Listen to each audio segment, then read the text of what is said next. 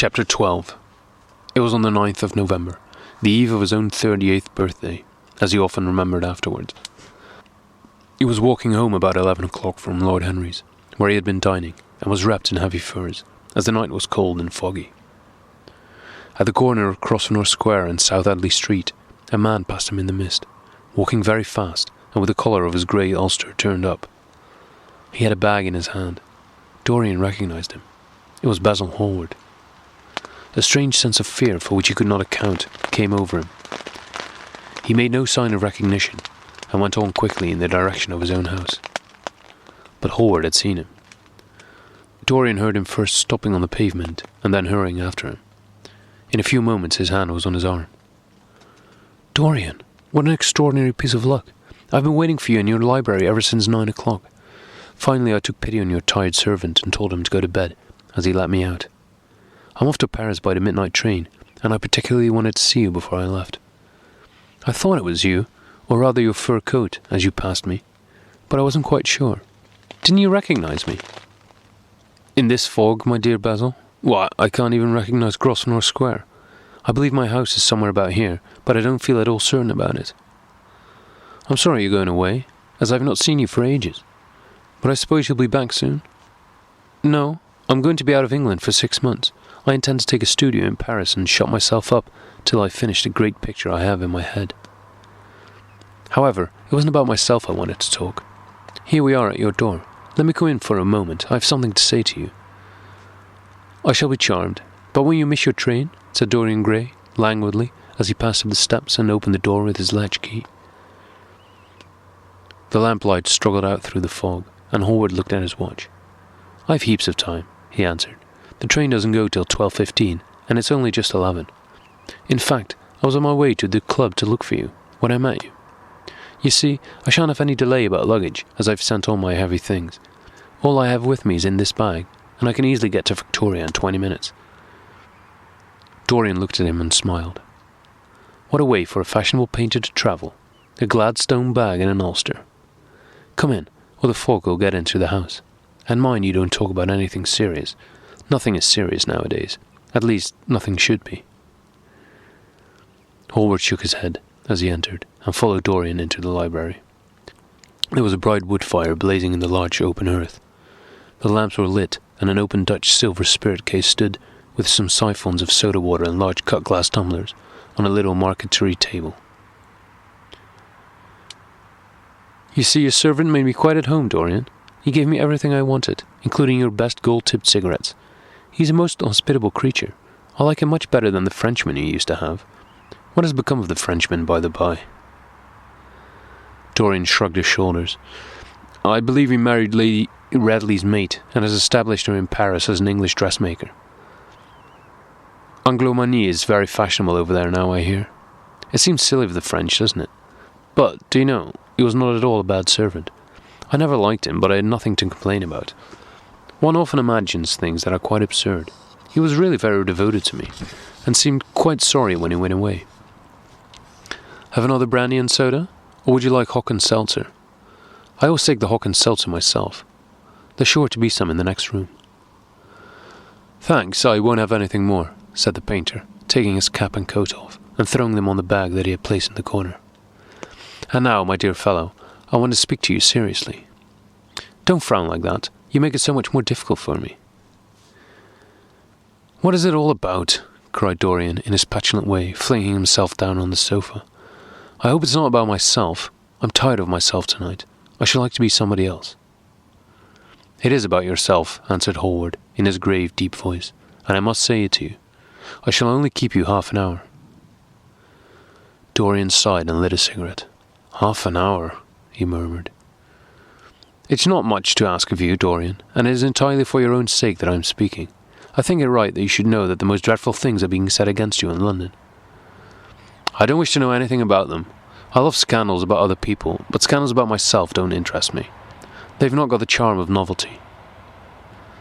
"They must interest you, Dorian. Every gentleman is interested in his good name. You don't want people to talk of you as something vile and degraded. Of course you have your position and your wealth and all that kind of thing, but position and wealth are not everything. Mind you, I don't believe these rumours at all. At least, I can't believe them when I see you. Sin is a thing that writes itself across a man's face. It cannot be concealed. People talk sometimes of secret vices. There are no such things.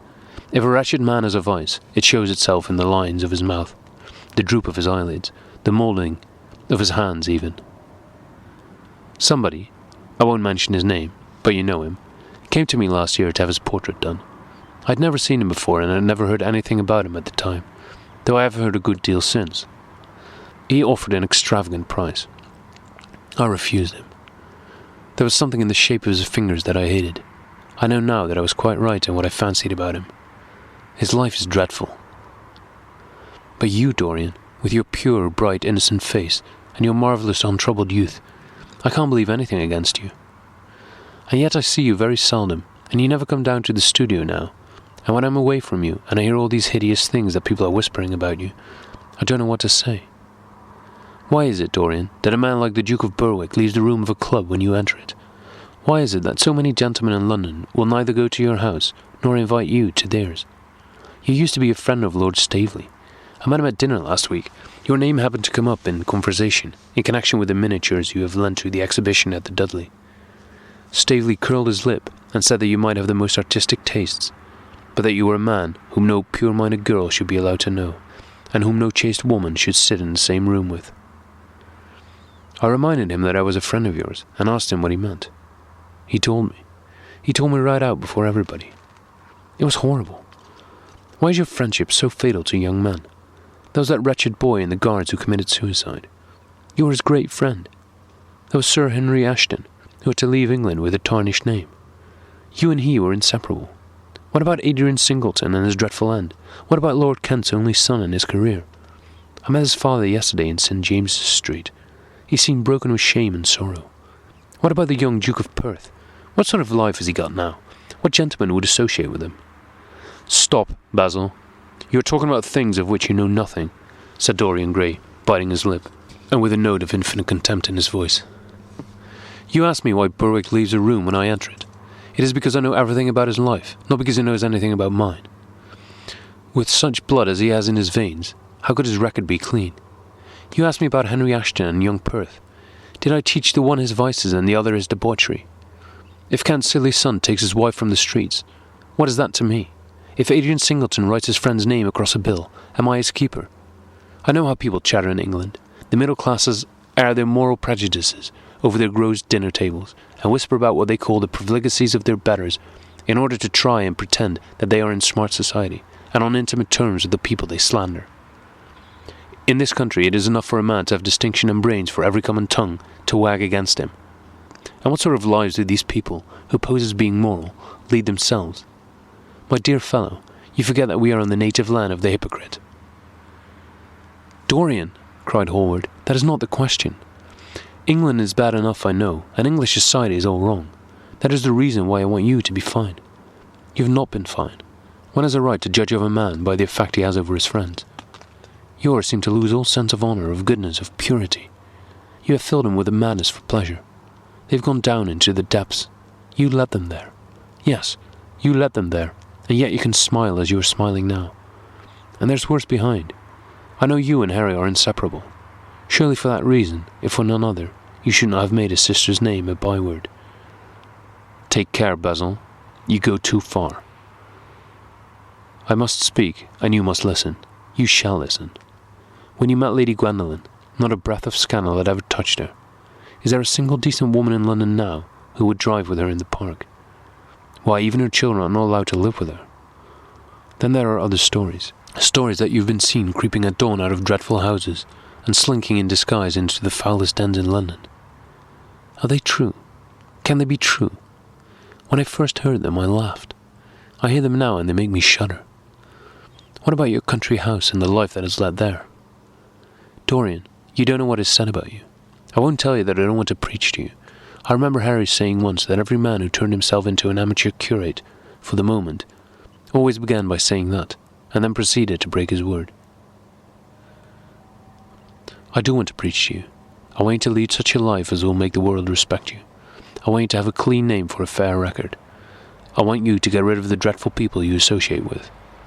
Don't shrug your shoulders like that. Don't be so indifferent. You have a wonderful influence. Let it be for good, not for evil. They say that you corrupt everyone with whom you become intimate, and that it's quite sufficient for you to enter a house for shame of some kind to follow after. I don't know whether it is so or not. How should I know? But it is said of you. I'm told things that it seems impossible to doubt. Lord Gloucester was one of my greatest friends at Oxford. He showed me a letter that his wife had written to him when she was dying alone in a villa at Mentone. Your name was implicated in the most terrible confession I ever read. I told him that it was absurd, that I knew you thoroughly, and that you were incapable of anything of the kind. Know you? I wonder, do I know you? Before I could answer that, I should have to see your soul. To see my soul, muttered Dorian Gray, starting up from the sofa and turning almost white from fear. Yes, answered Hallward, gravely, and with deep-toned sorrow in his voice. To see your soul. But only God can do that. A bitter laugh of mockery broke from the lips of the younger man. You shall see it yourself, tonight, he cried, seizing a lamp from the table. Come, it's your own handiwork. Why shouldn't you look at it? You can tell the world all about it afterwards, if you choose. Nobody would believe you. If they did believe you, they would like me all the better for it. I know the age better than you do, though you will prate about it so tediously. Come, I tell you, you've chattered enough about corruption. Now I shall look on it face to face. There was the madness of pride in every word he uttered. He stamped his foot upon the ground in his boyish, insolent manner. He felt a terrible joy at the thought that someone else was to share his secret, and that the man who had painted the portrait, that was the origin of all his shame, was to be burdened for the rest of his life with the hideous memory of what he had done. Yes, he continued, coming closer to him, and looking steadfastly into his stern eyes. I shall show you my soul. You shall see the thing that you fancy only God can see. Hallward started back. This is blasphemy, Dorian, he cried. You must not say things like that. They are horrible, and they don't mean anything. You think so? He laughed again. I know so. As for what I said to you tonight, I said it for your good. You know I've always been a staunch friend to you. A twisted flash of pain shot across the painter's face. He paused for a moment, and a wild feeling of pity came over him. After all, what right had he to pry into the life of Dorian Gray? If he had done a tithe of what it was rumoured about him, how much he must have suffered. Then he straightened himself up and walked over to the fireplace, and stood there, looking at the burning logs with their frost-like ashes and their throbbing cores of flame. I'm waiting, Basil, said the young man, in a hard, clear voice. He turned round. What I have to say is this, he cried. You must give me some answer to these horrible charges that are made against you. If you tell me that they are absolutely untrue from beginning to end, I shall believe you. Deny them, Dorian. Deny them. Can't you see what I'm going through? My God, don't tell me that you're bad and corrupt and shameful. Dorian Gray smiled. There was a curl of contempt in his lips. Come upstairs, Basil, he said quietly. I keep a diary of my life from day to day, and it never leaves the room in which it is written. I shall show it to you if you come with me. I shall come with you, Dorian, if you wish it. I see you've missed my train. That makes no matter. I can go tomorrow. But don't ask me to read anything tonight. All I want is a plain answer to my question. That shall be given to you upstairs. I could not give it here. You will not have to read long.